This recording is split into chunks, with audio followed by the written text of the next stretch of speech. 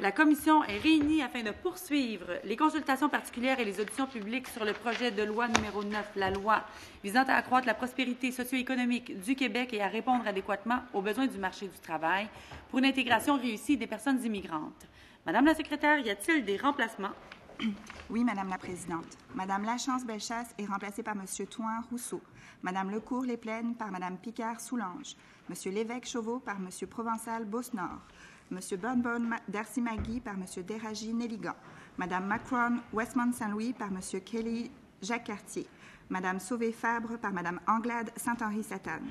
Monsieur Lebel-Rimouski par Madame Fournier-Marie-Victorin et Madame Dorion-Tachereau par Monsieur Fontesilla-Laurier-Dorion. Merci. Ce matin, nous débuterons les éditions par l'organisme manufacturier et exportateur du Québec, puis par Maître Stéphane Enfield. Je comprends qu'il y a eu un consentement qui a été donné en Chambre pour poursuivre nos travaux au-delà de l'heure prévue, donc vers 13h30. Non, c'est ça, oui, exactement. Et aussi, il y a un document à déposer. Donc, je dépose un document transmis par la Fédération québécoise des municipalités. Ce document sera accessible à tous ici sur notre site Web.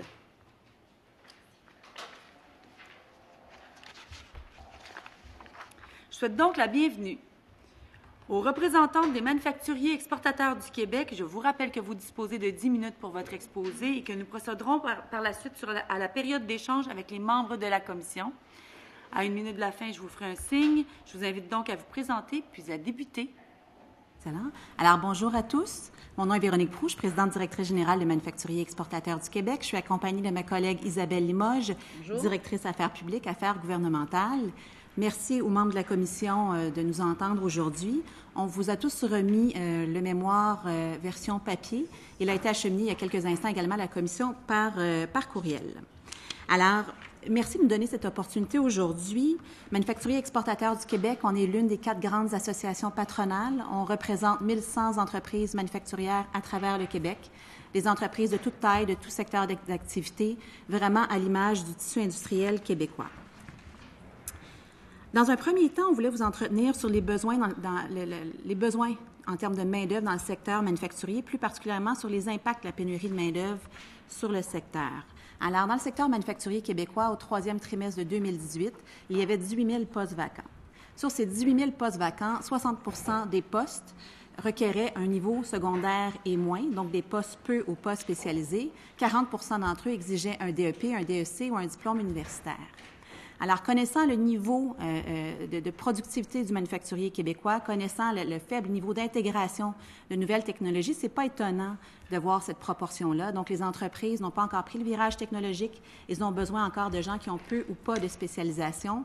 À terme, dans quelques années, on espère que cette tangente pourra changer.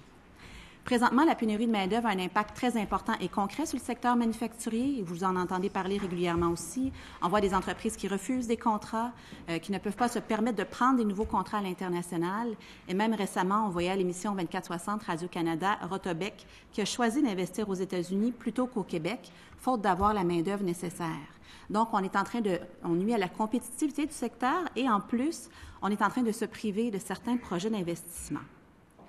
Alors, pour nous, le lien entre la pénurie de main-d'œuvre et l'immigration est très simple. L'immigration, pour nous, est vraiment la voie privilégiée pour pouvoir pallier à la pénurie de main-d'œuvre à court, moyen et long terme.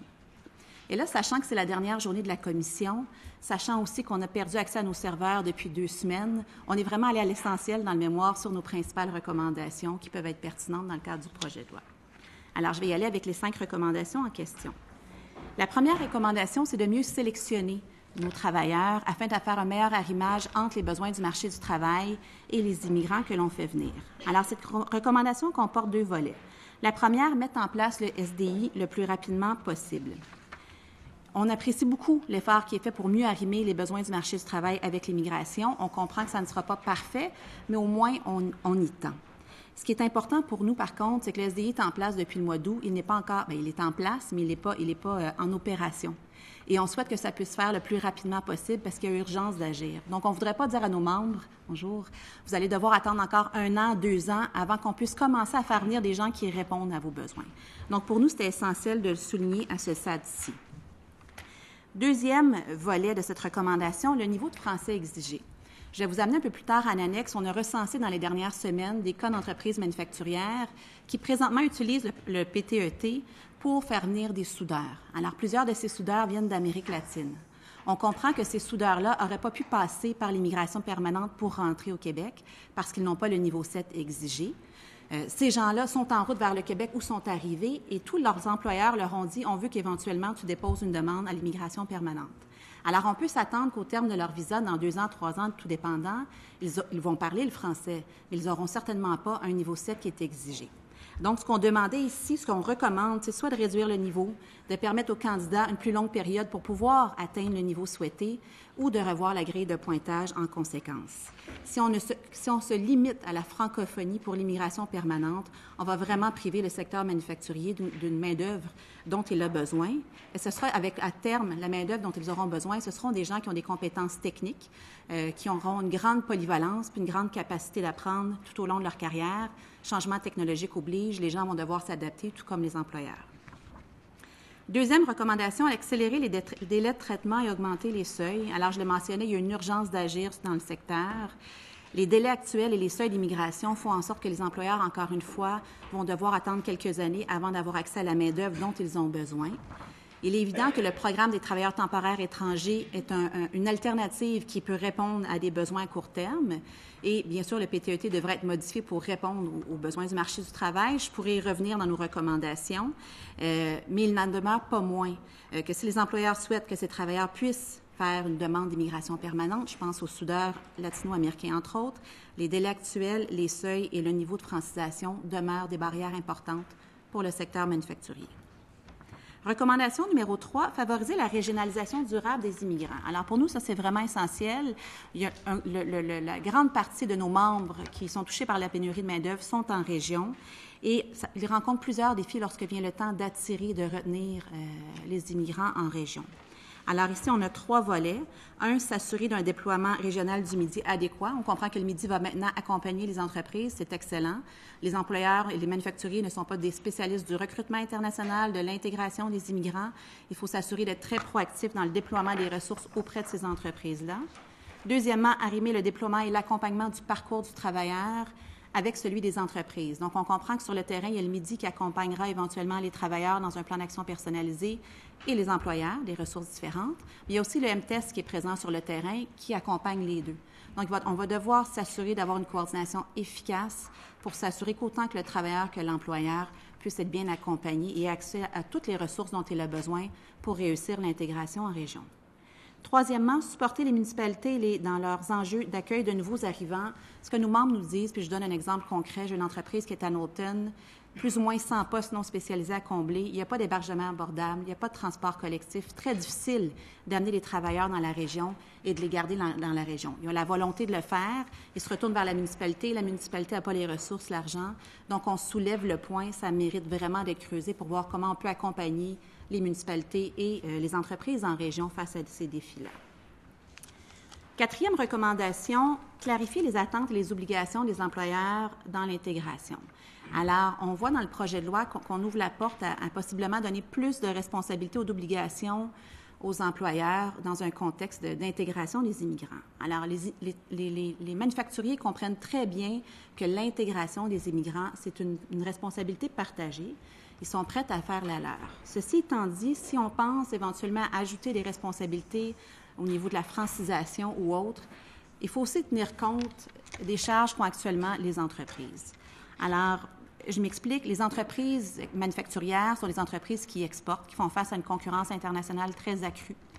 Et elles n'ont pas toujours accès aux mêmes conditions, au même environnement d'affaires que leurs concurrents. Alors, la francisation, c'est une chose, mais quand on regarde le cumul de toutes les mesures ou politiques que le gouvernement peut ou a déjà en place, cela fait en sorte que ça nuit. Nos entreprises sont moins compétitives essentiellement que leurs concurrents sur les marchés internationaux. Donc, on demande au gouvernement de garder ça à l'esprit lorsque viendra le temps d'évaluer quelles seront les obligations des employeurs et vraiment d'avoir une vue 360 sur le secteur manufacturier et sur sa compétitivité. Et finalement, et non le moindre, la recommandation numéro 5, c'est de traiter en priorité les demandes pour lesquelles les immigrants sont déjà en emploi au Québec. il y a beaucoup de choses qui changent dans ce dossier-là présentement, mais néanmoins, pour nous, il est essentiel de mentionner que les gens qui sont déjà en emploi au Québec, qui parlent français, devraient avoir un traitement accéléré. Dans un contexte de pénurie de main-d'œuvre, ça va de soi qu'on veut garder ces gens-là, du moins les employeurs souhaitent les garder. Alors, en conclusion, on est favorable dans les grandes lignes au projet de loi, mais encore une fois, on veut s'assurer que le projet permette de bien cibler les travailleurs étrangers, d'adapter, assouplir et accélérer le processus administratif, accélérer les délais de traitement et favoriser la régionalisation de l'immigration. Alors, sachant qu'il me reste 1 minute 45, je vous amènerai quand même à l'annexe, à la page 7. Je ne passerai pas au travers avec vous, mais je voulais quand même vous le souligner. Ce sont les cas d'entreprise. 1 minute 15. Oui. Les cas d'entreprise qu'on a sondés récemment. Vous allez voir que toutes les entreprises sondées, puis on ne les a pas nommées, mais on a quand même mis certains critères, utilisent présentement le PTET. Pourquoi? Parce que l'immigration économique ne permettait pas de répondre aux besoins des manufacturiers dans les postes peu ou pas spécialisés. C'est tout à fait normal alors qu'ils se retournaient vers le PTET ou autres mesures pour pouvoir y répondre. Et pour la plupart de ces entreprises-là qui font venir ou qui sont en voie de faire venir des travailleurs, ils souhaitent tous que ces gens-là puissent rester. Mais encore une fois, ce ne sont pas des gens nécessairement qui sont issus de la francophonie. Et vous allez voir aussi dans les souhaits certaines demandes d'amélioration au niveau du PTET. Ce n'est pas nécessairement le sujet aujourd'hui, mais il me ferait plaisir d'y revenir avec vous éventuellement. Alors, merci beaucoup pour votre attention. Merci beaucoup. Je vous remercie pour votre exposé. Nous allons maintenant débuter la période d'échange. Monsieur le ministre, la parole est à vous. Merci, Madame la Présidente. Bonjour, Mesdames. Merci d'être présents aujourd'hui en commission parlementaire pour nous renseigner sur votre opinion du projet de loi 9. Donc, globalement, vous êtes en faveur du projet de loi 9. Vous avez certaines inquiétudes et je les ai bien entendues relativement là, pour les exportateurs, pour les manufacturiers. Il y a une question de dire les gens qui sont en emploi au Québec, déjà, on voudrait qu'ils soient traités prioritairement. Ça, je l'ai dit dès le dépôt du projet de loi, je peux vous rassurer là-dessus. J'ai déposé une motion aujourd'hui à l'Assemblée nationale pour faire en sorte que, dès l'adoption du projet de loi, ces gens-là vont être traités prioritairement dans la RIMA. D'ici là, et je l'ai toujours répété, j'invite pour les gens qui sont admissibles à déposer leur demande dans le PEC. Ça ne s'applique pas à tout le monde à cause des critères. Parler français et avoir occupé un emploi 12 mois au cours des 24 derniers mois. Mais pour ceux qui sont admissibles, bien, eux, ils peuvent avoir une voie rapide présentement. Et il y en a qui avaient appliqué dans le PRTQ à l'époque puis qui n'étaient pas encore admissibles au PEC. Et ça, il faut le dire. Puis il faut le dire aussi à vos membres, aux différents manufacturiers, aux exportateurs, que ça se peut qu'il y ait des gens qui travaillent pour eux puis qui pourraient déjà avoir leur CSQ rapidement. Premier volet. Deuxième volet, on est conscient que les gens qui sont au Québec, qui occupent un emploi, ils contribuent à la société québécoise. C'est pour ça qu'on va les traiter prioritairement dans la RIMA dès la sanction du projet de loi. Fait que là-dessus, je peux vous rassurer. L'autre élément, tout à l'heure, vous avez dit on ne veut pas uniquement se limiter à la francophonie. Je suis d'accord avec vous là-dessus aussi. Puis c'est pour ça qu'on veut faire en sorte d'arrimer les besoins du marché du travail au profil des compétences. Puis nous, notre travail au gouvernement du Québec, puis avec ce qu'on met dans le projet de loi 9, c'est qu'on se donne les outils justement avec le parcours personnalisé pour faire de l'accompagnement en francisation, en intégration. Parce que nous, on ne veut pas se priver là, des talents qu'il y a dans le monde entier. On veut donner la même chance à tous de venir au Québec, de venir travailler. Puis on prend sur nous de déployer des ressources pour intégrer les gens. Et d'ailleurs, même pour les temporaires là, présentement, avec le projet de loi 9, on va pouvoir leur donner des services, ce qu'on ne pouvait pas faire auparavant. Ça m'amène à une question sur la régionalisation. Avez-vous des propositions sur la régionalisation? Comment est-ce qu'on fait, là? Moi, j'avais dans la tête d'inviter notamment les gens qui ont un offre d'emploi validée en région prioritairement, mais est-ce que vous voyez d'autres avenues pour assurer le fait que les personnes qui s'établissent en région y demeurent, sont conservées? Avez-vous des idées, une stratégie pour nous? Bien, l'offre d'emploi validée, certainement. Je pense aussi que lorsqu'on parle de parcours personnalisé, je comprends que le parcours pourrait débuter avant même que les gens arrivent. Donc, je pense qu'il y a un travail là à faire s'ils n'ont pas eu d'offre d'emploi validée pour leur faire part de ce qui existe en région comme opportunité au niveau du marché du travail. Maintenant, quand vient le temps de l'intégration, il y a quelques modèles qui ont réussi au Québec. Et je pense entre autres à Exceldar à Saint-Anselme, qui avait réussi à faire venir, si je ne me trompe pas, 200 travailleurs qui étaient issus de l'immigration, qui étaient basés à Montréal. Certains parlaient français, d'autres non. Et ils ont réussi à les intégrer de façon durable dans la région avec leur famille. Ils ont travaillé avec les commissions scolaires, la municipalité, les syndicats. Tout le monde a été impliqué pour s'assurer que l'intégration sur toutes ces facettes de l'immigrant puisse être faite. je ne peux pas dire que c'est parfait, mais ça a été un beau succès et les gens sont restés avec le temps. Aujourd'hui, on se promène à Saint-Anselme, on va à l'épicerie, on trouve des produits de différentes origines. C'est un exemple simple, mais ça parle quand même de soi. Mais c'est très inégal d'une région à l'autre. Alors, ça va prendre un leadership. Ça peut être soit via les MRC, ça peut être soit via les CRPMT, avec la Commission des partenaires du marché du travail. Il faut réunir les acteurs pour que chaque région se donne d'un plan d'action pour l'intégration. Parce que présentement, les entreprises sont vraiment laissées elles-mêmes, ne savent pas vers quelle porte se retourner. OK. Là-dessus, le ministère de l'Immigration a une responsabilité, puis on veut renforcer le réseau, justement pour être présent dans les différentes régions, puis faire en sorte d'avoir un accompagnement, à la fois pour la personne migrante, mais à la fois aussi pour les acteurs de la société civile, les employeurs, les MRC, tout ça. Hier, la FQM est venue nous proposer de dire, bien, vous devriez faire peut-être une évolution de pouvoir vers les MRC. C'est quelque chose qui est intéressant. Vous, qu'est-ce que vous en pensez? Si on le fait, il faut avoir des obligations, il faut avoir des attentes de livrables très précises. Parce que c'est très inégal d'une région à l'autre et c'est ce qu'on voudrait éviter. Que dans certaines régions, puis on le voit déjà, que certaines entreprises sont bien accompagnées et dans d'autres, elles sont laissées elles-mêmes. Fait que ça prend un plan de match concret puis une standardisation. Absolument, avec des livrables et des attentes très précises pour s'assurer.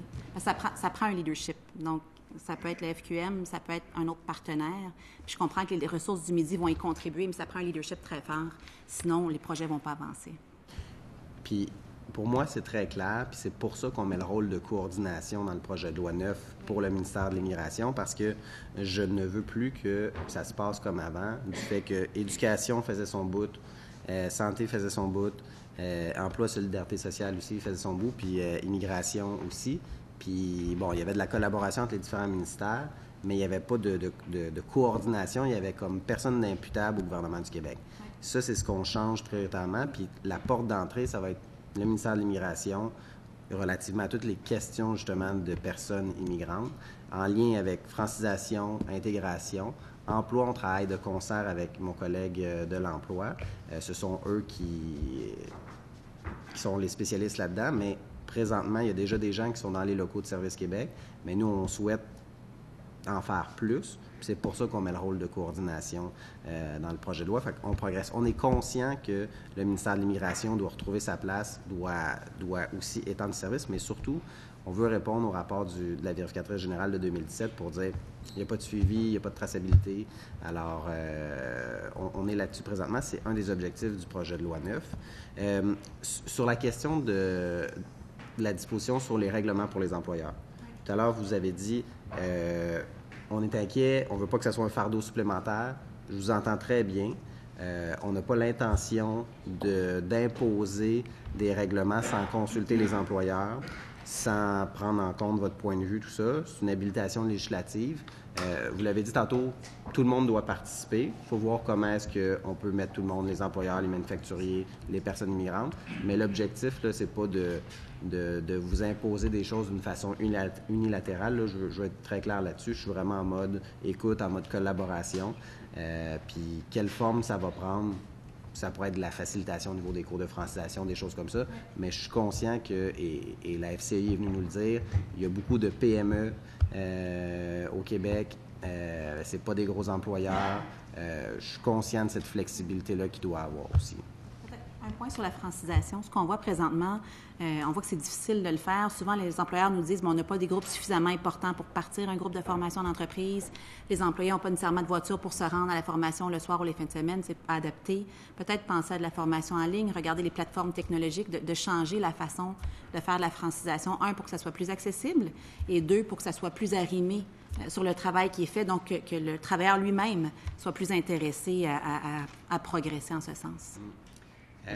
Je voyais dans votre mémoire, là, vous avez 18 000 postes vacants dans le manufacturier, puis de cela, 60 requièrent un niveau secondaire 5 ou moins, puis 40 exigent un DEP ou un DEC ou plus. Ouais. Puis là, actuellement, vos membres ne trouvent pas de main-d'œuvre. Non. Exact. Il y a le PTET, qui est de plus en plus utilisé, mais avec ses limites, avec ses contraintes. Alors, par exemple, j'ai une entreprise qui a un produit saisonnier. Une grande entreprise qui est basée à Laval, elle exporte à 90 %. Le temps que elle vend des grands détaillants. Quand les grands détaillants lui passent ses commandes, il lui reste peut-être 4 mois pour être capable de livrer, de préparer sa livraison. Le temps qu'elle fait venir des travailleurs via le PTET, c'est 6 mois, 10 mois, 12 mois. L'année dernière, elle n'a pas pu livrer à temps. Cette année, elle a perdu des commandes faute d'avoir eu accès à la main-d'œuvre nécessaire. Ça, c'est le permis temporaire fédéral. Exactement. Mais moi, ça, c'est un dossier, on va en parler tout de suite après, mais sur la question du projet de loi, c'est pour les permanents. Oui. Puis, entre autres, pourquoi est-ce qu'on rembourse les 18 000 dossiers? C'est justement pour répondre aux besoins des employeurs en lien avec leurs besoins de main-d'œuvre. Parce que ce qu'on veut faire, là, c'est vraiment s'assurer que les besoins exprimés par les différentes régions, par les villes, par vos membres, les gens qu'on va aller chercher pour venir au Québec correspondent à ce profil-là. Parce que c'était pas respectueux là, dans le passé là, de dire, on vous fait venir au Québec, le type d'emploi qu'on a ne correspond pas au profil. Alors, c'est ça qu'on change dans le système. Et on fait vraiment en sorte de dire, il faut qu'il y ait un maillage entre les deux. Puis on s'assure que le degré de formation corresponde aussi. Parce que c'est sûr que si vous avez une maîtrise ou un doctorat, puis vous scorez dans la grille de sélection du Québec, puis que là, les emplois qu'il y a à offrir, supposons, c'est un niveau de secondaire 5 ou moins, ça se peut que la personne migrante, elle soit déçue, puis elle se dise c'est pas ça qu'on m'avait dit là, à l'étranger quand j'ai choisi le Québec, là, c'était pas à ça que je m'attendais. Là. Fait que c'est ça qu'on change principalement. Sur la question du PTET, présentement, on est en négociation avec le gouvernement fédéral. Dans les points que vous soulevez, la hausse du plafond de 10 le fait d'avoir plus de flexibilité sur l'étude d'impact, puis les visas prolongés de 12 à 24 mois, on est entièrement au même endroit. Il faut que le gouvernement fédéral bouge là-dessus parce que c'est vraiment criant là, pour la réalité de vos membres. Tout à fait, absolument. C'est clair que le PTET permet de répondre à un besoin à court terme, un, dans un contexte de pénurie de main-d'œuvre, deux, pour des entreprises qui ont des produits saisonniers ou qui ont de grandes commandes, de grands contrats. Par exemple, ils ont besoin de 100 employés additionnels pour une période d'1 an. Dans un contexte de pénurie de main-d'œuvre, personne ne va prendre un contrat d'1 an. Ils veulent des emplois permanents et c'est normal. Alors, la main-d'œuvre peut venir répondre, temporaire peut venir répondre à ces besoins-là. Puis comment vous voyez ça si les gens viennent dans un premier temps, supposons sur le PTET, puis nous, comme gouvernement québécois, on dit, ils répondent à un besoin de main-d'œuvre, on leur donne des ressources pour se franciser, s'intégrer, tout ça, pour les amener vers la permanentisation. Pensez-vous que c'est une bonne idée? Tout à fait, exactement. Puis c'est ce que nos membres nous ont dit, ceux qui font venir notamment des travailleurs en provenance d'Amérique latine. Ils ont déjà dit aux travailleurs qui arrivent, on aimerait éventuellement que vous appliquiez pour la résidence permanente. Donc pour nous, ça fait plein de sens. OK. J'ai quelques collègues qui veulent poser des questions. Je vous remercie grandement pour votre mémoire. Puis sachez que je suis très sensible à la réalité des manufacturiers et des exportateurs au niveau de la prévisibilité, au niveau aussi du fait des gens qui sont sur le territoire québécois. C'est pour ça que je vais inviter prioritairement les gens qui sont en emploi dans le système ARIMA pour m'assurer que ça répond aux besoins du marché du travail. Donc, vous pouvez rassurer vos membres à ce niveau-là. Merci. Merci, M. le ministre. Qui veut intervenir dans le groupe parlementaire formant le gouvernement? Le député de Mégantic, merci. Je vous invite à prendre la parole. Merci, Madame la Présidente. Dans un communiqué de presse daté du 7 février, vous avez dit que vous étiez en faveur du projet de loi 9. Pouvez-vous m'expliquer un peu là, les points que vous aimez le plus dans ce projet de loi et un peu pourquoi vous êtes en faveur, en fait? En fait, ça permet d'établir un cadre qui va permettre de mieux arrimer les besoins du marché du travail avec les travailleurs, notamment via le SDI qui va se mettre en place. L'aspect du parcours immigrant, pour nous, était important. Parce que pour moi, l'accompagnement, que ce soit de l'entreprise ou du travailleur, c'est essentiel si on veut assurer son intégration avec succès. C'est un élément qui nous avait beaucoup accroché aussi. Et la question de la régionalisation. Alors, c'était vraiment le meilleur arrimage, la régionalisation et l'accompagnement du travailleur immigrant. Au niveau des régions, là, on sait que l'intégration est souvent plus difficile, entre autres à cause de la francisation qui est difficile. Vous en avez parlé tantôt. Il y a beaucoup de... Ça prend des groupes de 8, en fait, là, pour faire la francisation. Dans les petites régions où est-ce qu'il y a quand même besoin criant de main-d'œuvre, de quelle façon vous pensez qu'on pourrait aider à faire la francisation? Je le mentionnais tout à l'heure, je pense qu'il faut revoir la façon dont on fait les cours de français. Un, pour que ça soit plus intéressant pour le travailleur, et deux, plus accessible aussi. Donc, plus de flexibilité. Ça peut être des plateformes en ligne, ça peut être un volet en ligne, un volet en entreprise qui est fait. Je pense qu'il faut utiliser les différents outils technologiques qui sont disponibles plutôt que de dire à un travailleur qui a fait son 40 heures, son 35 heures, qui a une famille, va-t'en sur les bancs d'école pour apprendre le français. Ça peut être assez ardu et pas nécessairement hyper stimulant. Donc, je pense qu'il faut revoir la façon dont les cours sont livrés, tout simplement. En entreprise, en ligne? Oui, absolument. En entreprise, ils sont là, c'est plus facile. Comme je disais, ils n'ont pas toujours le bon niveau. Ils n'ont pas suffisamment de gens pour partir un groupe. Ils ne sont pas tous au même niveau. Puis moi, j'impliquerais l'employeur aussi pour que son langage, le langage de l'entreprise, que ce soit au niveau des normes, de la santé et sécurité, d'être capable de faire un maillage pour que ça soit finalement un apprentissage appliqué. Puis l'intégration sociale et communautaire, qui doit la faire? C'est la population? C'est l'employeur? Bien, c'est là où je pense que ça prend un leadership pour déterminer dans chaque région qui sera la meilleure, puis assurer ce leadership-là. Et je donne un exemple, puisque vous êtes à Mégantic, à Sherbrooke, il y a eu une vague de réfugiés syriens qui sont arrivés. Ce n'était pas l'immigration économique, mais c'est pas grave, l'exemple peut être pris. Et Syriaque orthodoxe, donc c'est l'Église de Sherbrooke, Syriaque orthodoxe, qui intègre, qui travaille vraiment à l'intégration à la communauté, qui trouve les cours de français, qui les aide à trouver des emplois. Il y en a d'ailleurs qui prennent l'autobus matin et soir pour aller travailler à Lac-Mégantic. C'est pas parfait, mais là, au moins, on a une organisation qui est prête à travailler. Alors, je pense que dans chaque région, ça peut varier, mais ça prend un leadership en quelque part pour assurer la concertation avec tous les intervenants aussi. La problématique, en fait, en région, si on prend Mégantic, qu'on connaît bien, c'est qu'il y a beaucoup de gens qui viennent travailler à Mégantic. Les gens, ils viennent passer leur semaine-là ici, à Mégantic, en fait. Puis les familles de ces personnes-là sont à Sherbrooke pour faire la francisation. Donc, l'intégration communautaire et sociale ne se fait pas. Les enfants ne se font pas d'amis, les parents sont divisés aussi d'une place à l'autre à semaine longue. Donc, les gens ont plus de facilité à retourner dans la région centre qui est Sherbrooke. Oui, effectivement. Puis leur communauté est là. Fait que ça revient à la question de la communauté aussi. Puis ça, j'ai plusieurs de mes membres qui m'ont dit, quand on fait venir les travailleurs étrangers, on essaie d'en faire venir un bassin, on se regroupe en entreprise, je pense à la Beauce, entre autres, pour avoir une communauté qui s'établit avec leur famille. Alors, à ce moment-là, les attaches se créent. Ils ont davantage envie de rester dans la région plutôt que de retourner dans une région centre. Mais là, ça passe, je reviens à ce que je disais tout à l'heure, ça passe par la capacité d'accueil au niveau du logement, le transport, les écoles. Est-ce qu'on a l'espace nécessaire? Comment est-ce qu'on peut travailler avec les écoles pour travailler avec les parents pour favoriser l'intégration là aussi? Donc, c'est vraiment les différents acteurs qui doivent travailler main dans la main pour que ça réussisse. Ça ne peut pas être juste les employeurs. C'est clair. C'est une histoire de communauté totale. Absolument. Merci beaucoup. Merci à vous. Merci. Je cède maintenant la parole au député de Sainte-Rose. Merci, Madame la Présidente. Merci pour votre prestation et merci pour votre présence. J'ai quelques questions. Je voudrais faire du pouce sur le point du ministre. Tantôt, on a soulevé que 60 des requérants requièrent plutôt un niveau de secondaire 5 et moins, et 40 un DEP. Puis en même temps, plus loin, vous dites que le marché du travail se transforme. Donc, ce que je retiens, c'est que les besoins d'aujourd'hui ne seront pas nécessairement les besoins de demain. Tout à fait. Donc, dans un horizon de 5 ans, 10 ans, moi, je m'attends à ce que la courbe est inversée, qu'on soit dans le 40 et j'espère moins non spécialisé, et 60 et plus spécialisé. Pourquoi? Parce que dans le secteur manufacturier, on parle beaucoup du virage 4.0. Les entreprises vont devoir intégrer de nouvelles technologies, s'automatiser, se robotiser, si elles veulent maintenir leur compétitivité, sinon elles vont être appelées à disparaître. Donc, ces entreprises-là vont rechercher des compétences qui sont très différentes de celles d'aujourd'hui.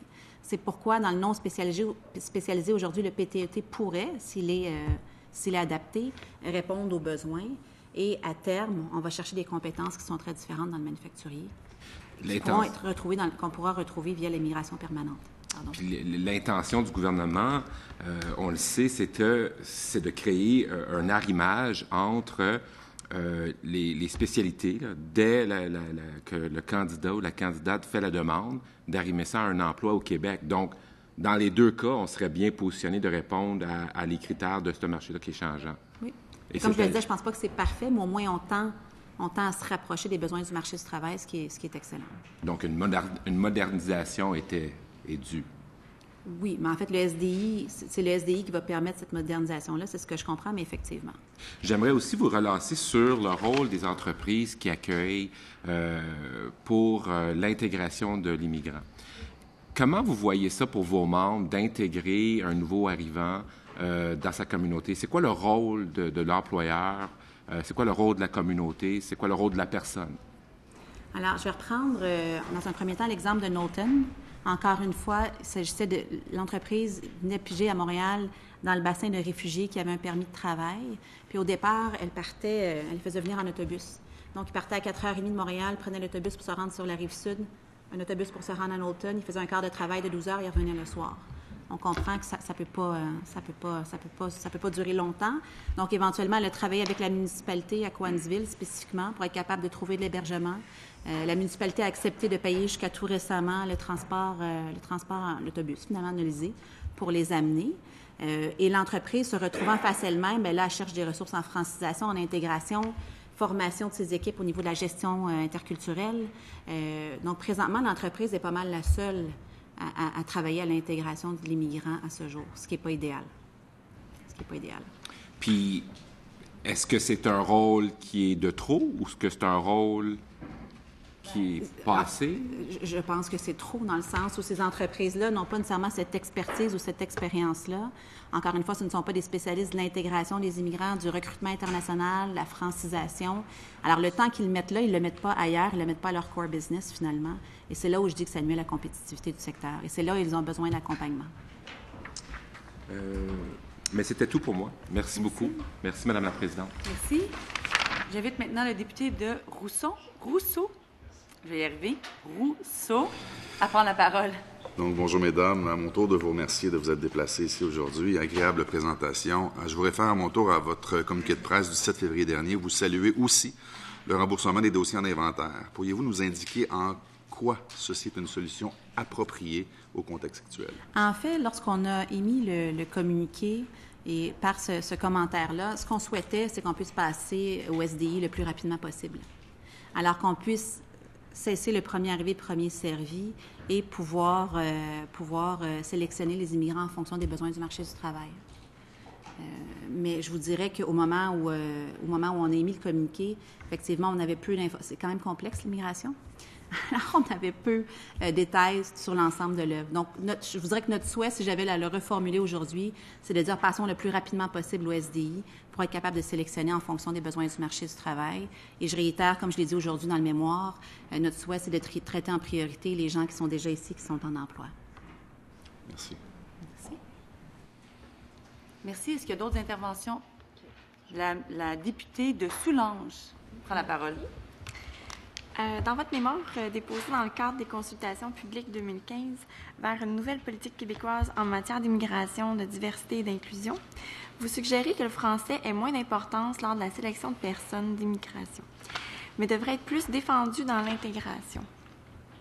Vous indiquez aussi que les entreprises participent directement au processus de francisation des employés.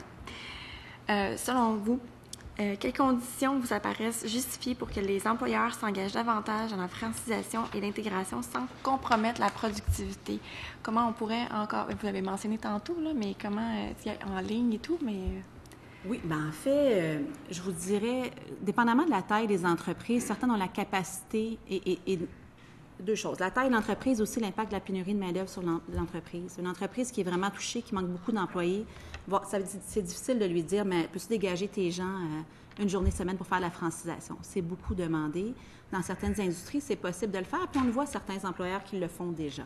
Mais d'autres pour qui c'est plus difficile. Fait que je pense que ça prend une flexibilité. Là aussi, en fonction de la réalité de l'entreprise, de la taille de l'entreprise, de le faire, d'avoir la possibilité de le faire pendant les heures, à l'extérieur des heures, mais en entreprise, d'avoir les facilités pour pouvoir le faire sur place, parce que là, ça devient plus facile pour l'employé. Encore une fois, il n'y a pas à se déplacer. Donc, c'est vraiment au niveau de l'organisation du travail, mais je donnerai la flexibilité aux employeurs dans un certain cadre. Merci. Oui. Pardon. Merci. Je cède maintenant la parole à la députée de Saint-Henri-Sainte-Anne. Parfait, merci. Alors, merci, Mme Limoges, Mme Proulx. Contente de vous revoir. Écoutez, il n'y a pas de doute dans mon esprit que On veut avoir une meilleure intégration, un meilleur arrimage, une meilleure coordination. D'ailleurs, donner plus de rôle pour la coordination pour le ministère est, à mon avis, une bonne chose. Et donc, ces volets-là, je pense qu'on va tous s'entendre de manière générale là-dessus.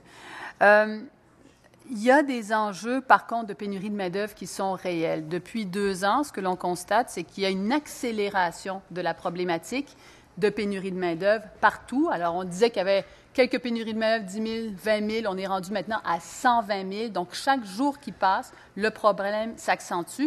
Et vous avez spécifiquement dit qu'il y a des projets qui ne se réalisent pas aujourd'hui, il y a des projets qui n'avancent pas aujourd'hui. Lorsque vous mettez ça en juxtaposition avec l'optique de réduire le nombre d'immigrants, comment est-ce que vous réagissez à ça? Bien, je reviens à ce que je disais dans le mémoire. Pour nous, il faut accélérer les délais, mais rehausser les seuils aussi. C'est clair qu'on ne pourra pas pallier à la pénurie de main-d'œuvre à terme si on n'est pas en mesure d'accepter et d'accueillir davantage d'immigrants, toujours en lien avec les besoins du marché du travail. Ça, c'est très clair. Contre l'idée de réduire les seuils, vous aimeriez même... Est-ce que vous les rehaussez au même niveau qu'ils étaient avant? Ou bien... Ça, c'est une excellente question. Alors, on n'a pas fait d'analyse spécifique sur quel serait le seuil idéal pour le secteur manufacturier, mais je vais me référer à une analyse que mes collègues de la Fédération des chambres de commerce avaient faite et que je suis certaine qu'elle a été faite avec beaucoup de rigueur. Alors, ils évaluaient le seuil à 60 000. Alors, il faudrait voir à l'intérieur de ça, pour le manufacturier, qu'est-ce qui est pertinent, mais c'est clair que c'était soit de maintenir ou de rehausser. Passablement loin présentement. Si on regarde le taux de... Un des éléments qui fait dire, d'ailleurs au ministre, un des éléments qui fait dire que ça ne fonctionne pas, l'immigration, c'est le fait, par exemple, qu'il y a un taux de chômage hyper élevé pour les immigrants 0,5 ans. Le taux de chômage qui serait du simple au double. Ce que l'on constate dans les dernières statistiques, c'est qu'il y a une chute vraiment marquée et drastique dans les derniers 6 mois, marquée, qui montre qu'en fait, le taux de chômage pour les personnes 0,5 ans est tombé maintenant, jusqu'au mois de janvier, le dernier chiffre, 7,9 %. Ce qui veut dire qu'on n'a jamais vu ça dans l'histoire du Québec et c'est bien meilleur que ce qui se fait présentement en Ontario. Alors, quand on écoute ça, est-ce que vous seriez davantage favorable à ce que, par exemple, dans les 18 000 dossiers, il y en a qui seront rejetés, mais dans les 18 000 dossiers, à accélérer le processus aujourd'hui, pas dans 3 mois, pas dans 6 mois, mais accélérer le processus d'acceptation des personnes qui font partie, justement, des 18 000 dossiers? Dans la mesure où, oui, mais dans la mesure où ils répondent aux besoins du marché du travail. Alors, d'un point de vue technique, légal, je ne sais pas si on peut les transférer dans le SDI, les traiter avec les nouveaux critères, ou les évaluer plutôt avec les nouveaux critères. Le cas échéant, oui. Vous dites les nouveaux critères, c'est que ce soit de plus en plus aligné avec les besoins du marché du travail. Ouais. Lorsque l'on regarde les résultats présentement, environ 85 % des gens répondent aux besoins du marché du travail pour ceux qui ont déjà été accordés, là, pour ceux qui sont déjà passés à travers la moyenne, 85 % C'est d'ailleurs la raison pour laquelle on voit aussi une chute drastique du taux de chômage par rapport à la situation. Mon message ici, en fait, c'est de dire il ne faut pas jeter le bébé avec l'eau du bain. On veut plus de coordination, plus d'intégration, mais il faut également prendre en compte que les décisions qu'on prend aujourd'hui ont des décisions à long terme d'un point de vue économique. Je vais vous amener sur la question de la résidence permanente. Avez-vous une opinion si une résidence permanente devait être conditionnelle à une condition quelconque, mobilité, localisation? Est-ce que vous avez une perspective par rapport à ça? Parce qu'on en a peu parlé ici. Non, effectivement. Écoutez, je pense que la résidence permanente les conditions doivent être les mêmes pour tous les citoyens. Donc, en termes de mobilité, en termes de... Je ne sais pas exactement, je ne suis pas certaine de comprendre à quel critère vous faites référence, mais la mobilité, certainement. Est-ce qu'une résidence permanente peut être conditionnelle à un lieu que vous habitez? Normalement, la résidence permanente n'est pas conditionnelle à quoi que ce soit. Vous avez une résidence permanente, vous pouvez aller où bon vous semble. Oui, je ne pense pas qu'on peut avoir 2 catégories de citoyens. Donc, non. Non. OK. Très bien.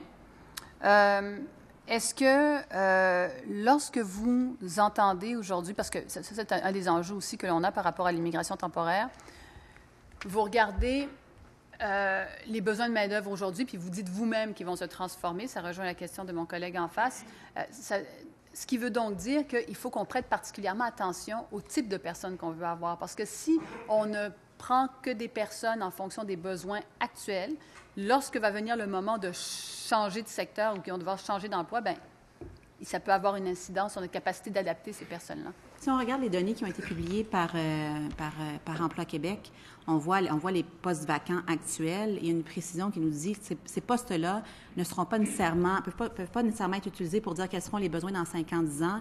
Et là, il y a une liste des professions d'avenir et des métiers à venir qui pourraient être considérés dans le cadre des critères pour la sélection des immigrants. Mais je reviens au secteur manufacturier. On parlait de compétences techniques, mais on parle aussi de gens qui ont envie de travailler dans le manufacturier, qui ont une capacité d'apprendre et qui sont polyvalents. Comment est-ce qu'on le mesure? C'est pas évident. Mais c'est clair qu'il faut se tourner vers les métiers d'avenir pour voir dans 2 ans, 5 ans, 10 ans, qui seront les gens qu'on va faire venir.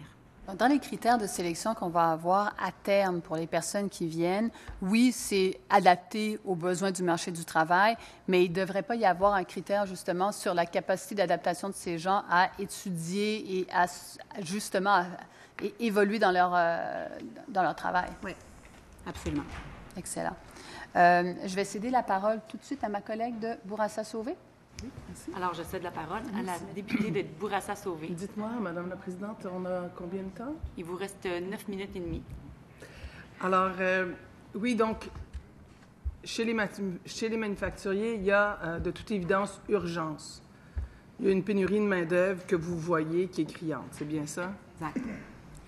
Et donc, ces 18 000 dossiers qui sont en attente et que le gouvernement voulait suspendre, si on les analyse, dans ce lot de gens-là, il y a des gens qui peuvent répondre à cette pénurie de main-d'œuvre, qui peuvent trouver des emplois, si on respecte la grille de sélection, les nouvelles grilles de sélection. Alors, il y en a certainement, mais ça ne sera pas la grande majorité. Pourquoi? Parce que l'immigration économique, dans le passé, donnait un très haut niveau de pointage aux gens qui sont très scolarisés. Or, dans le manufacturier, présentement, 60 des besoins sont dans le non spécialisé. Alors, je ne suis pas capable de vous dire dans le 18 000 combien répondent aux besoins du secteur manufacturier, mais je ne pense pas que ce soit une grande proportion. Alors, c'est pour ça que je reviens à ce que je disais tout à l'heure. Pour nous, c'est important que ces gens-là, idéalement, puissent être évalués en fonction, avec le SDI pour s'assurer d'un meilleur arrimage. Et je ne suis pas en train de dire qu'il faut prendre juste des gens pas spécialisés. Il y a un 40 quand même qui sont des gens qui doivent avoir des compétences techniques, mais de s'assurer que ce lien-là se fasse parce que par le passé, ces gens-là rentraient peu par l'immigration permanente. Maintenant, pour l'employeur, ma collègue parlait de conditions à la résidence permanente. Pour l'employeur, c'est important. On ne peut pas juste fonctionner avec des PTET. On veut aller chercher des immigrants. On veut avoir une immigration permanente. On veut avoir des gens qui vont s'établir, qui vont avoir des résidences permanentes. Pourquoi c'est important? Parce que lorsqu'on fait venir des gens via le PTET dans le non spécialisé, on a un visa de travail d'1 an. Donc, après 1 an, l'entreprise doit recommencer les processus avec le IMT, doit débourser des frais. Si elle a perdu le candidat, elle a perdu la formation, ce qu'elle a investi dans le candidat. Souvent, elle va utiliser des agences parce que les gens ne sont pas des spécialistes du recrutement international. Et on sait que lorsqu'on utilise une agence, les frais varient de 3 000 à 12 000 par employé. Donc, c'est beaucoup de temps, beaucoup de coûts pour les entreprises. Ça, c'est les visas non spécialisés. Les spécialisés vont aller jusqu'à 24 mois ou 36 mois. Alors, les entreprises, une fois qu'ils ont trouvé un candidat intéressant, souhaiteraient le garder. Ils vont investir, ils vont le former, ils vont espérer le garder en région. C'est rentable pour l'entreprise, mais c'est bénéfique pour l'ensemble de la société et pour le travailleur aussi s'il souhaite rester. Oui, c'est ça. Donc, ça coûte moins cher. Et puis, pour l'entreprise, c'est plus rassurant parce que, justement, ils peuvent construire là-dessus. Je pense que pour le travailleur qui vient, qui est intéressé à rester, ça lui donne une perspective complètement différente. Il n'y a pas à chaque année à se préoccuper à si son visa va être renouvelé ou non, si c'est ce qu'il souhaite, bien sûr.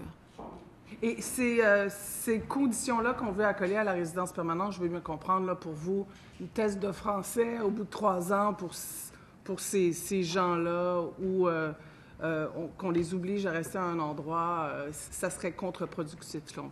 Obligation, certainement. Je pense qu'au terme du PTET, si les gens ont accès à la résidence permanente, je pense que si les gens rentrent par le PTET, je pense à mes soudeurs colombiens qui s'en vont en région, après 3 ans dans la région, normalement, si on a bien travaillé au niveau de l'intégration, ils vont avoir envie de poursuivre parce qu'ils vont être établis idéalement avec leur famille.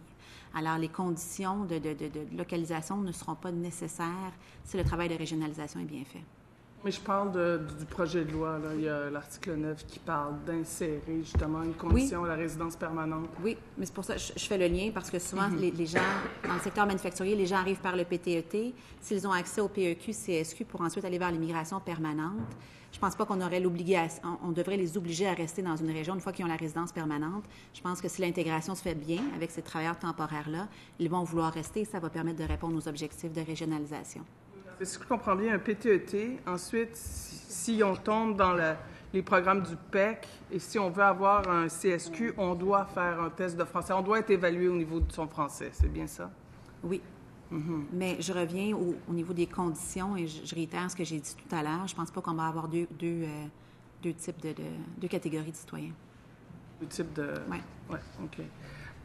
La responsabilité de l'employeur, quelle est sa part dans l'intégration, dans la francisation, selon vous, d'un nouvel arrivant?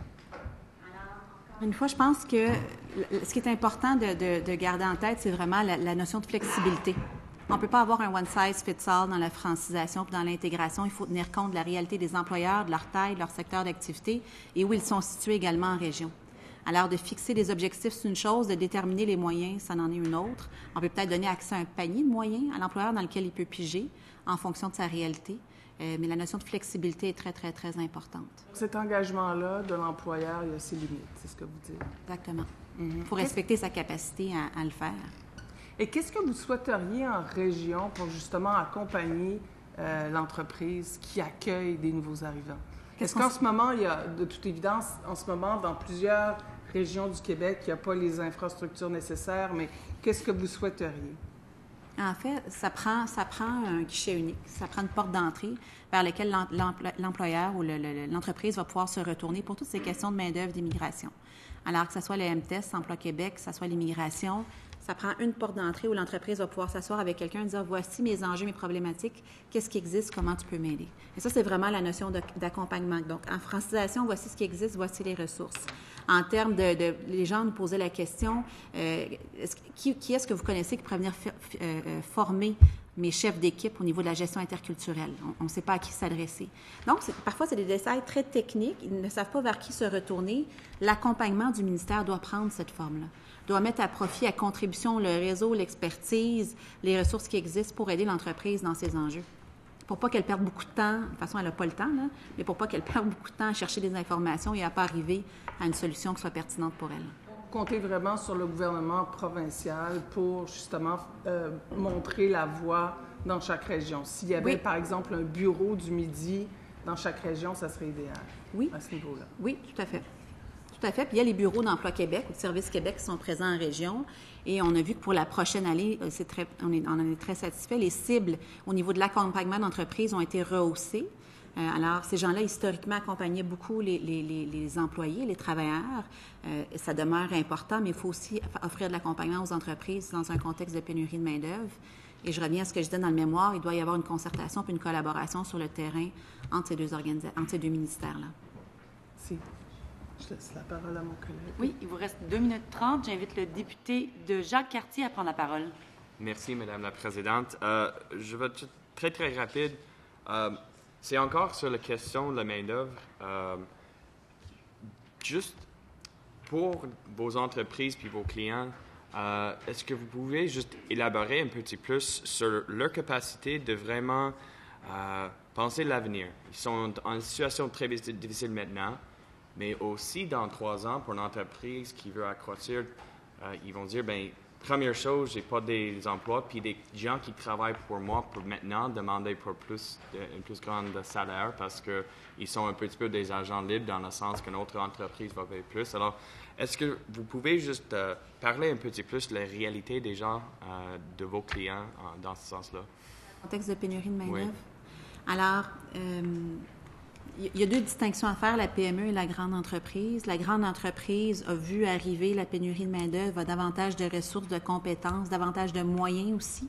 Donc, peut être beaucoup plus attractive. Elle est touchée, mais elle est moins touchée que la PME. La PME est vraiment démunie. Un, l'a pas nécessairement vu venir. L'entrepreneur moyen, là, généralement, a des idées, des projets, il y a de l'ambition, mais il manque de temps, il manque de ressources.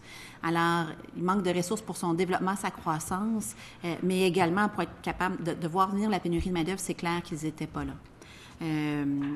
Alors, ces entreprises-là se retrouvent effectivement au dépourvu. Et ce que ça fait, c'est très au quotidien. Je n'ai pas de soudeur, comment est-ce que tu peux m'aider? J'ai un bris d'équipement, vers qui je me retourne? Alors, ces entreprises-là ont vraiment besoin d'être prises par la main pour être accompagnées, encore une fois, et pouvoir être mis en relation, pour qu'on puisse les mettre en relation avec les bonnes ressources. Mais encore là, ça va avoir ses limites si on n'a pas suffisamment de travailleurs. Il vous reste moins d'une minute. Ça va avoir ses limites si on n'a pas suffisamment de travailleurs au Québec pour répondre à leurs demandes. Présentement, entre vos clients, est-ce qu'il y a des gens qui perdent des contrats maintenant parce que des personnes qui ont besoin d'une machine vont dire est-ce que vous êtes capable de livrer ça là? Et une réponse, c'est non. Et ça a un impact, j'imagine, pour la suite des choses aussi, parce que si cette compagnie-là n'est pas capable de livrer, ils vont chercher une autre compagnie aux États-Unis. Exactement. Je prends mon exemple de l'entreprise de Laval. Quand des grands détaillants américains comme Walmart, Home Depot lui passent des commandes, elles ne livrent pas à temps, l'année d'après, ils vont chercher d'autres fournisseurs. Tout à fait. Merci. Je cède maintenant la parole à la députée de Marie-Victorin. Merci, Madame la Présidente, et merci, Madame Proulx, pour la présentation. En ce qui a trait à la pénurie de main-d'œuvre qui affecte particulièrement votre secteur d'activité, vous dites qu'il y a quelques 16 000 postes à pourvoir. Est-ce que vous avez la statistique à savoir quel pourcentage de ces postes à pourvoir se trouve en région? Je ne l'ai pas avec moi aujourd'hui, mais certainement. Il y a j'ai juste un anglicisme, un breakdown, une séparation régionale qui est faite, mais c'est en grande proportion en région. En grande majorité? Absolument. OK, super. Mais je pourrais vous revenir avec la donnée spécifique. OK, merci. Puis justement, concernant la régionalisation, tantôt la députée de Bourassa-Sauvé faisait référence aux bureaux régionaux du Midi. On sait que c'est des entités qui existaient avant, qui ont été abolies au courant du dernier mandat gouvernemental, mais que dans la dernière année, là, on a annoncé que ces bureaux allaient être mis sur pied. Est-ce que pour vous, les bureaux du Midi pourraient être une bonne façon d'avoir accès à ce guichet de service unique là, dont vous parliez tout à l'heure? Oui, dans la mesure où on met les bonnes personnes dans les bons postes. Alors, ça, c'est souvent l'enjeu lorsqu'on travaille avec le MTES, le MEI ou autre. Les conseillers en région qui sont là doivent vraiment être proactifs. C'est très inégal comme partout ailleurs, mais quand même, je tiens à le souligner, ça prend des gens qui ont une approche entrepreneuriale, qui sont proactifs, qui sont capables de faire le lien rapidement avec l'entrepreneur pour pouvoir le guider. Puis, diriez-vous qu'il y a beaucoup de besoins en matière de médiation interculturelle? Je dirais plus en termes de sensibilisation, de formation plutôt que de médiation. Vraiment. Là, j'ai pas entendu de besoin au niveau de la médiation, mais des gens qui se disent, OK, on a des gens de différentes cultures qui arrivent dans notre entreprise, à quoi est-ce qu'on doit penser, comment on forme nos chefs d'équipe. Et d'ailleurs, je reviens à ce que je disais tout à l'heure pour Exceldor, un de ses facteurs de succès, c'est qu'il a formé ces gens à l'interne pour être capable de gérer la diversité. Puis est-ce qu'il y a eu accès à des ressources gouvernementales pour ce faire ou ça a été une initiative de l'employeur? C'est une initiative de l'employeur. Mais là, c'est un grand employeur, on s'entend qu'il peut investir temps et argent, certainement qu'il a bénéficié de subventions pour la formation, là, mais c'est lui-même qui a trouvé les ressources nécessaires. Donc, ça peut être plus difficile pour les petits Absolument, employeurs. absolument, exactement. Parfait. Merci. Vous disiez également qu'il y a quand même 40 de la main-d'œuvre que vous attendez, qui est quand même de la main-d'œuvre spécialisée. Est-ce que vous diriez qu'au niveau du secteur manufacturier, il y a aussi une difficulté de reconnaître les formations acquises à l'étranger? Parce qu'on sait que c'est le cas pour plusieurs métiers, mais est-ce que ça touche aussi votre secteur d'activité? Dans les métiers techniques, moins. Je pense, je reviens à mes soudeurs, là, puis en fait, ce sont tous des cas de soudeurs. J'ai l'impression que ce sont tous des gens qui se sont parlé puis qui ont pigé dans les mêmes bassins, dans les mêmes pays.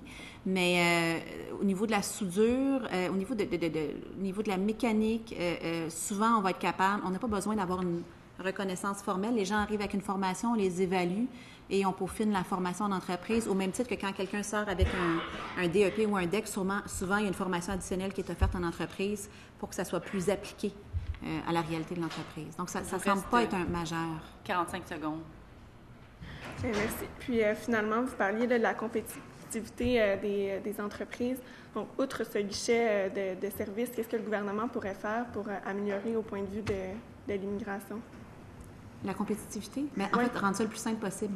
Les gens perdent énormément de temps à chercher de la main-d'œuvre, à chercher la francisation, à trouver les ressources, à comprendre le IMT. Alors, connu. Exactement. Okay. Exactement. Parfait. Merci. Merci. Merci. Je cède maintenant la parole au député de Laurier-Dorion. Bonjour, madame. Vous avez dit tantôt que la réduction des seuils d'immigration, des cibles d'immigration n'était pas une bonne nouvelle. On a appris cette semaine que Arrima ne va traiter que 400 dossiers cette année, en 2019. Est-ce que vous pensez que 400 dossiers est en mesure de contribuer à réabsorber la rareté de main-d'œuvre au Québec? Que non. C'est pas suffisant, c'est sûr. J'étais très intéressé par votre pensée sur la question non seulement sur les liens d'emploi, mais la question d'offrir du logement, du transport, etc. Vous avez abondé dans ce sens-là. Donc, est-ce que vous pensez que soit les municipalités, soit l'État, soit un ministère devrait non pas se concentrer seulement sur la création d'un lien d'emploi, mais tout ce qui va autour, au-delà de l'interculturel, même du logement, du transport, etc. Ça prend un investissement beaucoup plus substantiel et complet. Ça prend un investissement plus substantiel et ça prend des gens qui vont être prêts à mettre du temps, puis encore une fois, de faire la concertation avec les différents intervenants sur le terrain. La première chose, c'est le logement, l'hébergement et le transport, mais par la suite, il y a toutes les autres facettes de l'intégration qui doivent être comprises dans le projet de la municipalité et de la région. Tout à fait. Vous avez dit aussi que la francisation, c'est un fardeau pour l'employeur, on peut le comprendre, c'est une tâche supplémentaire. Et en même temps, vous avez dit qu'une formule gagnante, c'était l'apprentissage appliqué. Et on a entendu des organismes communautaires qui nous disent que la meilleure formule, c'est la francisation professionnelle, si l'on veut dire, en utilisant les termes, etc. Est-ce qu'il y a, vous pensez qu'il y a une façon d'aider de façon considérable les employeurs pour que la francisation se fasse en entreprise? Bien, en fait, oui. Les plateformes technologiques, des modules adaptés, du contenu adapté que les entreprises pourront utiliser au sein de leur entreprise. 2, d'être capable de supporter financièrement, mais c'est fait présentement, de poursuivre en ce sens-là, autant les frais de développement de contenu de formation que les salaires des employés qui sont affectés à la formation. Alors, du côté financier, je pense que c'est très bien fait pour l'instant. Là, ce qui reste, c'est peut-être d'arrimer les contenus et les évaluations avec l'application en entreprise. Dernier élément, on entend beaucoup d'opinions du milieu économique sur les grilles de sélection, soit favoriser des grilles pour des travailleurs peu qualifiés ou plus qualifiés, etc. Est-ce que vous pensez que, parce que là, je vois 40-60, c'est quand même, il y a une division, il y a autant d'un côté comme de l'autre, pas tout à fait, là, mais est-ce que vous pensez qu'il doit y avoir une formule unique là, en termes de grilles de sélection là, pour sélectionner, favoriser juste les moins qualifiés ou seulement les plus qualifiés? Non, je pense que ça prend une formule hybride, ça prend une formule qui est à l'image des besoins du marché du travail. Là, je vous parle du manufacturier. Mais dans le service, on le sait, on a entendu la FCI, ce sont beaucoup des postes peu spécialisés. Je pense qu'il faut être capable de s'adapter en fonction des besoins que l'on a, des besoins que l'on aura dans les prochaines années, pas nécessairement immédiats, parce que l'immigration prend plusieurs années aussi. Par les PLNF, le ministre se donne le pouvoir d'imposer des tests linguistiques et des valeurs même. Est-ce que c'est une bonne façon, selon vous, de retenir la main-d'œuvre? Je vous dirais que pour le secteur manufacturier, le test des valeurs ou le test de français pour assurer, c'est pas un facteur qui est très primordial pour eux. Ils sont pas là. Merci. Je vous remercie pour votre contribution aux travaux de la commission. J'invite les membres de la commission à demeurer sur les lieux par efficacité. Je suspends les travaux pour quelques instants afin de permettre aux prochains représentants de prendre place. Merci.